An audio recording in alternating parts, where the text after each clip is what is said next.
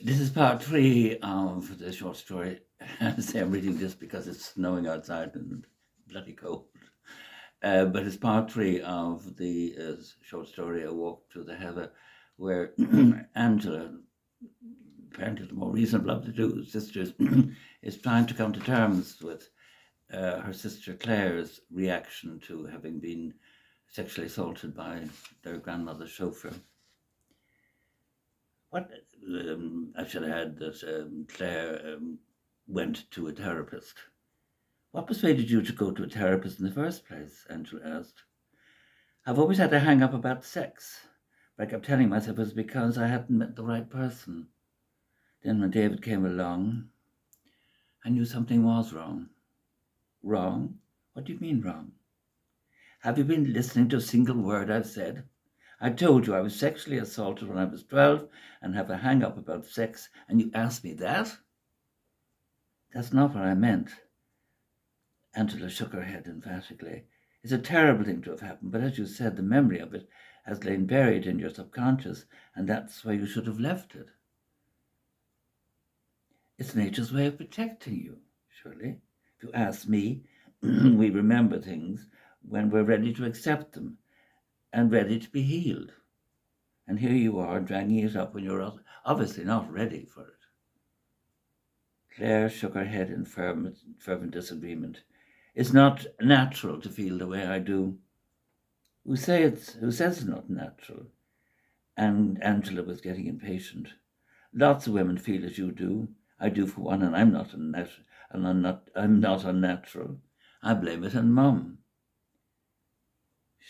Angela stopped for a moment, her anger rising. Mum didn't tell us a thing until we pestered her to death. She opted for the easy way out, hoping we'd pick up the so-called facts of life from the other girls in school. Maybe we both inherited her prudish streak. Maybe, I don't know, Angela shrugged. Anyway, I decided a long time ago not to dwell on it. I feel as I do, and that's that. I certainly wouldn't dream of running off to a therapist like you, Claire. Your trouble is that you've always wanted everything to be perfect. Life is far from being perfect, you know. You have to accept yourself as you are. You needn't sound so damn superior. Claire's face flushed with anger. I'm not being superior, Angela slapped.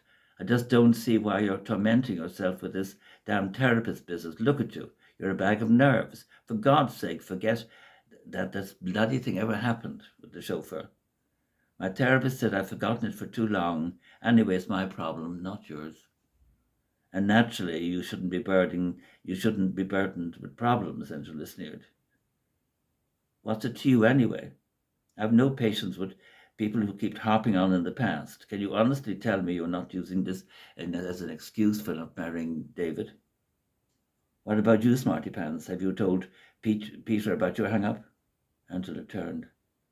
No, she said, shaking her head slowly. I thought when we married that side of things would sort themselves out, but they didn't. You have to make the best of things, she added a shrug. And that's what you're suggesting I do? Yes. I can't. Besides, my therapist said, to hell with your bloody therapist. He's feeding you a load of rubbish. You're fooling yourself if you think you'll change after all these years. I'm not fooling myself. So you'll relive that experience with Tom over and over again, and somehow or other everything will be all right in the end. Is that it? Yes. There's nothing more I can say, then. Come on, let's go back. The sisters made their way back to the car in silence. Angela's mind was in turmoil with thoughts of Peter's accusations of her being frigid, and that somehow when she forced herself to forget. She shuddered as a vision of Tom came to mind. Tom is on his hot, clammy hands. Hot, clammy hands stroking her cold, quivering body and his hoarse whisper in the ears. Harsh, sorry, his harsh. Oh dear. I'll have to get elocution lessons. And I'll go back, stroking her cold, quivering body and his harsh whisper in her ear. Now, don't you tell anyone. This is our little secret. That's the end of that one. A bit gloomy, isn't it? But still, a lot of it is true to life. We do bury things in the past as a way of protection, but they're buried, but examples of them continue on through life and until we're ready to face what happened in the past. Once we accept it, I feel, once we accept it, we move on and heal, and it no longer torments us. Okay, take care. Bye.